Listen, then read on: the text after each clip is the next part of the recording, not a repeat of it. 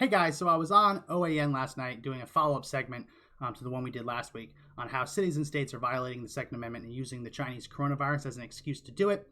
The segment on TV was only 6 minutes long, so I didn't get to say everything I wanted to say. Didn't really get to expand on some of the points that I wish we would have been able to expand on. So I wanted to put this video together to react to the clip, react to the interview, and kind of jump in and expand on what I wish I could have said in these moments if we had more time. So let's watch it, and I'll jump in and out and comment as necessary. Left. The sheriff in Wake Forest, North Carolina banned all pistol sales due to, quote, unprecedented demand for weapons in his county. The mayor of Champaign, Illinois signed an executive order giving herself the power to ban sales of firearms and ammunition. The mayor of San Jose, California admitted that they just don't want people buying guns. The governor of Pennsylvania shut down gun stores with an emergency order, only to revoke that order after widespread backlash. The governor of New Jersey, Phil Murphy, banned gun stores from staying open and shut down background checks, effectively stopping law-abiding citizens from having the ability to purchase firearms. In California, there is currently a battle raging over whether gun stores are deemed essential businesses and therefore allowed to remain open, or whether the government can shut them down.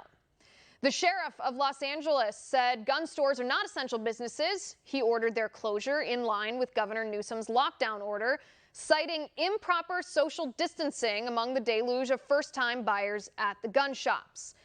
But Town Hall's Julio Rosas said he visited the gun shops in question and people were spaced out 6 feet apart.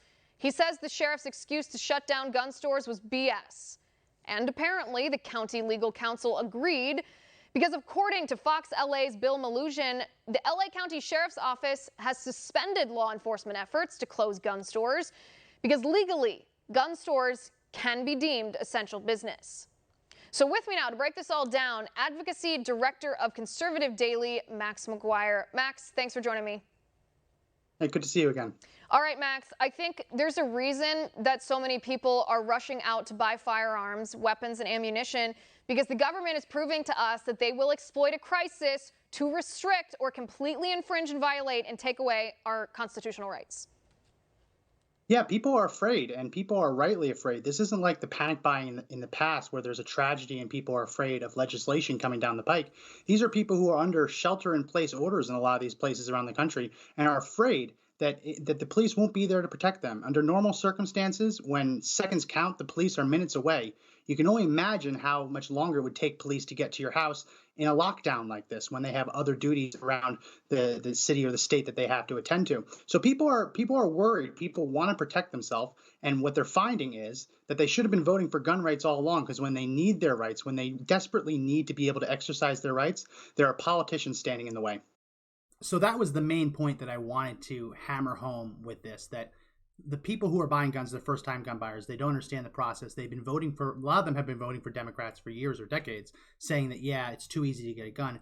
And now in their time of need, they're finding that the regulations, the laws that they used to support are now the very things, the politicians they used to support are now the very things standing in the way of them being able to exercise their rights and defend themselves.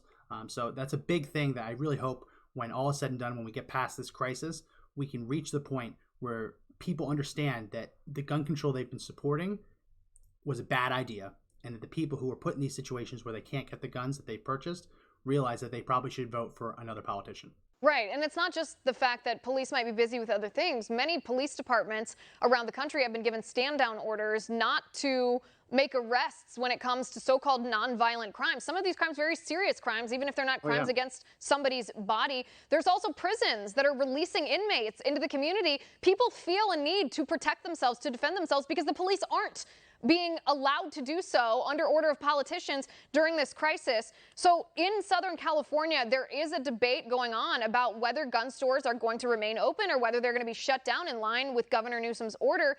Newsom himself refused to clarify this afternoon in his press conference as to what his stand-down order actually meant and whether or not gun shops are essential business, even though he wrote that order himself. Yeah. Yeah, it's really interesting when we see that these orders are being implemented. Another quote that's been attributed to the LA County Sheriff was that he was concerned that all of the people buying guns were new gun owners. And he actually, in one of the quotes that one of the outlets picked up, he was concerned that the statistics say when you're a new gun owner and you have a gun in the home, that increases the likelihood of you getting shot. So you see people, they're not actually using these claims of that you're going to spread the virus, you're going to be too close to people. They're claiming that the right shouldn't exist, that in these trying times that they should have the right to just blanket remove your ability to defend yourself. In North Carolina, it's particularly egregious because the Supreme Court in 2008 said that Americans have the right to purchase a handgun. Law-abiding Americans under Heller versus DC have the right to purchase a handgun. In Wake County, North Carolina, the county sheriff has just completely suspended that. You cannot get a permit to purchase a pistol in that county because he says too many people are trying to get pistols. Listen, if a lot of people are trying to exercise their rights, that's a pretty good indication that it's the time to be able to exercise your right. Right. And by the way, So I really wish I would have been able to expand on this a little bit more because it's a really interesting constitutional and legal discussion about whether the exercise of a right can be used in and of itself as reason to violate that right or other rights. So we see this a lot in YouTube videos, people who are open carrying in public, and the police are using the fact that they're open carrying as an excuse to detain them, search them, and question them. So the question has always been, is the exercise of that right, in these cases on those videos, open carrying, is that enough for the police officer to presume that you are breaking the law, to presume that a crime is in progress so they can stop you and violate your other rights, right? To violate your Fourth Amendment right as well and search you and question you and detain you. So the courts have long held that the exercise of a right alone cannot be used as the justification to violate that right or other rights. Simply the fact that you're carrying a gun cannot be used as the excuse to take the gun away. You have to be doing something else wrong. So in these cases, it's particularly egregious because just because a lot of people are trying to get a permit to purchase a gun doesn't mean that it is somehow inherently dangerous to approve permits to purchase firearms. When a lot of people are trying to get a gun, when a lot of people are trying to exercise their rights, that is when it is most important to protect the rights, not to allow people like this sheriff in North Carolina to violate them. a 250% increase in demand for pistol purchases in Wake County in North Carolina. And there are two state senators in North Carolina who are saying that the sheriff's move is illegal because state law in North Carolina requires sheriffs to either approve or reject applications for pistol permits within 14 days. That's not what the sheriff is doing here. He's just blanket closing this down. I'm not sure how that's defensible. It seems to me it verges on the authoritarian. Yeah, and the same is true in New Jersey. New Jersey police departments only have 30 days to approve permits. They've shut it all down, and they don't know when they're going to reopen these things. The laws, they're always willing to cite the law when it comes to prosecuting citizens for making mistakes. But when it comes to holding government accountable to the Constitution that they're sworn to uphold, when we talk about that, they just ignore the laws and say, oh, well, that's just for normal times. These are extraordinary times we're living in. Yep. It's really sad. And it makes you wonder, what do we need to do after this to make sure that this never happens again? Because it's really terrifying that there are people all around the country who are desperately trying to exercise their God-given right to self-defense, and they're being turned away by partisans who are using this crisis to enact their own political agenda. Yep. Amen to that. I couldn't. So I pivoted to New Jersey because I used to live in New Jersey and I've been through this process myself. New Jersey has a 30-day deadline for cities, towns, and the state police to process applications for either a firearm purchaser identification card or a permit to purchase a pistol. In each one of those cases, they only have 30 days to technically, by law, process the application. But it's widely known that no towns, cities, or the state police obey this. Maybe there are a couple instances. I think when I applied, when I used to live in New Jersey, I think it took my small town 35 days. And that was only because I was in there every week hounding them. But it's widely known that none of the towns, cities, or the state police obey the law. And it's a really interesting kind of comparison. The government will never hesitate to charge citizens with violating even the strangest and most random parts of the law. But when something like this in North Carolina, where it says they only have 14 days, or New Jersey, where it says they have 30, when the law says you must process this in this time, and the reason that that's in place is because it's dealing with a constitutional right. You have the right to keep and bear arms. The government cannot run out the clock on that right. That's why these laws are in place. When you try to apply the same standards to the government, they say, oh, these are extraordinary times, and it's bogus. So again, we really need to make sure that we learn from this experience. After Katrina, when police officers went door to door and confiscated guns, we learned from the experience. There was federal legislation passed to prevent federal agents from participating in door-to-door emergency gun confiscations. In Louisiana, legislation was passed to prevent that from ever happening again. We learned from the mistakes. Now we need to learn from these mistakes, because if we don't, the people who are enacting these anti-gun policies are going to feel more emboldened. They're going to feel like they can get away with this. They should try even more. And if a virus, like look at what happened in Nevada.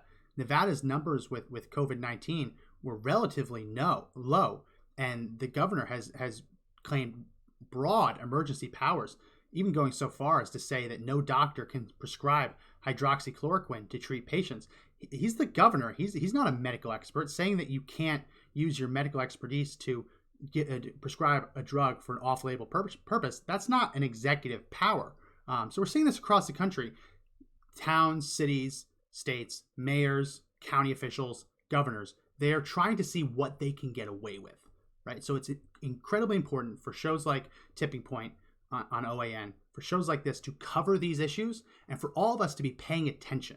And I'll say it again to everyone out there now trying to buy a gun for the first time, right? If you're out there trying to buy a gun for the first time and you've thought, hey, this process needs to be harder, it's too easy to buy a gun, you're learning now that was wrong. You're learning now the talking points you were fed were bogus from the start.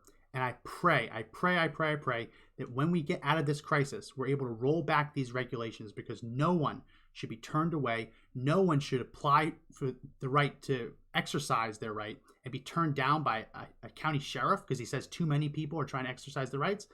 It's ridiculous. So we need to remember this. We need to be covering this. I'm thankful to OAN for covering it, and we need to make sure that these people don't get away with it. That means fighting back now, and when all is said and done and we're past this virus, that means fighting back then too, to remove all these people from power. So if you liked the interview, you like this video, please make sure that you hit the subscribe button, that you hit the bell for notifications, give us a thumbs up. It really helps get the video more shares, and leave a comment. Let us know what you're experiencing. Are you experiencing anything in your area where your rights are being violated? Right? Because we need to document these cases so that after all of this is done, we can fight back and make sure it never happens again.